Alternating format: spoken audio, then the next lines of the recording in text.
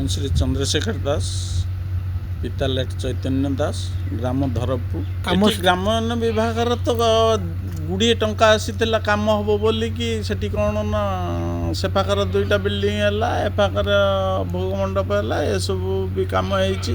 ଆହୁରି ବି ହେବା କଥା ସେପଟରେ ଗେଟ୍ ଫେଟ୍ ଲଗାଇବା କଥା, ସେସବୁ କାମ ହେଇନି। ଆଉ ପଞ୍ଚାୟତ ଲେଭେଲରେ ବି ପ୍ରାୟ 10-15 ଲକ୍ଷ ଟଙ୍କା ସଠିକ୍ ଆମାଉଣ୍ଟଟା ମୁଁ ଜାଣିନି, କିନ୍ତୁ ଗୁଡ଼ିଏ ଟଙ୍କା ଆସିଛି 2 ଫେଜ୍ 3 ଫେଜ୍ରେ।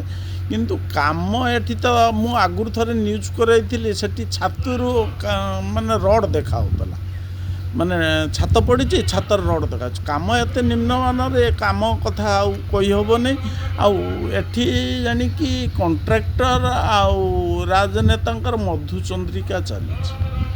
ମାନେ ବିଜେଡ଼ି ଅମଳରେ ଏତେ ଟଙ୍କା ଆସିଥିଲା, ଟଙ୍କା ଆସିନି ତା ନୁହେଁ, ଟଙ୍କା ଆସିଛି, କିନ୍ତୁ ଟଙ୍କା କେଉଁ ବାଟରେ କ'ଣ ଯାଇଛି ଜନସାଧାରଣ ଠିକ୍ ଭାବରେ ଜାଣିପାରିନା।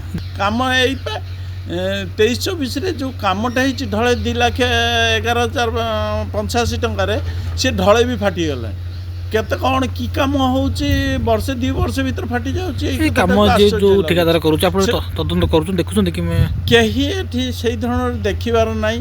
ଏଟା କଇଁଆ ଜିପିରେ ଯଦିଓ ଯାଏ, କିନ୍ତୁ ସମସ୍ତେ ଚାହାନ୍ତି ଏଟା ଆମର ଗୋଟେ ବଡ଼, ଆମ ଏ ଆଖପାଖରେ ବଡ଼ ଠାକୁରାଣୀଙ୍କର ବି ନାଁ ଡାକ ଅଛି।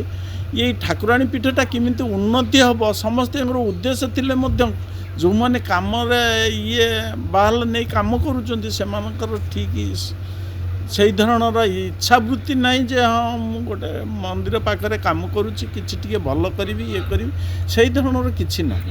ଟିଭି ମାଧ୍ୟମ, ଗଣମାଧ୍ୟମ କ'ଣ ସୂଚନା ଦେବେ? ଗଣମାଧ୍ୟମକୁ ଅନୁରୋଧ କରିବି, ଗଣମାଧ୍ୟମ ହେଉଛି ଆମର ଗଣତନ୍ତ୍ରର ଚତୁର୍ଥ ସ୍ତମ୍ଭ। ତା ମାଧ୍ୟମରେ ମୁଁ ସର୍ବସାଧାରଣ ତଥା ଆମର ଅଞ୍ଚଳବାସୀ ଜନସାଧାରଣ ପ୍ରତିନିଧିଙ୍କୁ ନିବେଦନ କରୁଛି, ସମସ୍ତେ ସଜାଗ ହୁଅନ୍ତୁ ଏବଂ ଜନସାଧାରଣ ପ୍ରତିନିଧିଙ୍କୁ ନିବେଦନ କରିବି ସିଏ ଏ କାମରେ ଟିକେ ତଦାରଖ କରନ୍ତୁ। ଯେଉଁ ସାଧାରଣ ଲୋକ ଜଣେ ୟା ବିରୁଦ୍ଧରେ କହିବ, ତାକୁ ବି ଧମକା ହେଉଛି, ଇଏ କରାହେଉଛି। ସେଇସବୁ ଯେମିତି ନ ହେଇକି ଏଠି କାମଟା ସୁଚାରୁ ରୂପେ ହେଇପାରନ୍ତା। ଆଉ ଗୋଟେ ଟ୍ରାନ୍ସଫର୍ମର ଯାଉ ଗୌତମାୟିକ ଇଏରୁ ଟ୍ରାନ୍ସଫର୍ମରଟା ବସିବା ପାଇଁ ଗୋଟେ ଯୋଜନା ହେଇଛି, କିନ୍ତୁ ଟ୍ରାନ୍ସଫର୍ମର ବସିବ କ'ଣ, ଲ୍ୟାଣ୍ଡଟା ଏତେ ଖାଲରେ ରହିଛି, ସେଠି ଏ ପାଖରେ ଏଇ ଗଭର୍ଣ୍ଣମେଣ୍ଟ ମାଟିକି ନେଇକି ନିଜ ଜମିରେ ପକାହେଉଛି। ସେଇ ମାଟିଟାକୁ ଟିକେ ଯଦି ସେଠି ଫିଲିଂ କରାହୁଅନ୍ତା, ଟ୍ରାନ୍ସଫର୍ମରଟା ବସିଲେ ଟିକେ ଉଚ୍ଚାରେ ବସିପାରନ୍ତା ସେମାନଙ୍କର କାମ। ସିଏ ସେଇଥିପାଇଁ ବି ସେଟାକୁ କହିଥିଲେ ଖାଲର ବସେଇ ହେବନି, ତୁମେ ତା ବନ୍ଦୋବସ୍ତ କର। ସେ କାମଟା ବି ଏପର୍ଯ୍ୟନ୍ତ ହେଇପାରୁନି। ଆଉ ରାସ୍ତାର ତ କିଏ ଖଣ୍ଡେ 5 ହାତ କଲାଣି, ଆଉ 3 ହାତ କଲାଣି, 2 ହାତ ରାସ୍ତା ସେଠି ଫାଙ୍କା ପଡ଼ିଛି, ଫାଟି ନିମ୍ନମାନ କାମ ହେଉଛି। କାମ ଏକବାରେ ନିମ୍ନମାନ କାମ, ଠିକ୍ ନୁହେଁ, ଖାଲି ଏଇଠି ଚିକଣ ମାନେ ଭିତରେ ଫମ୍ପା, ଏଇଭଳି ଭାବରେ ଚାଲିଛି।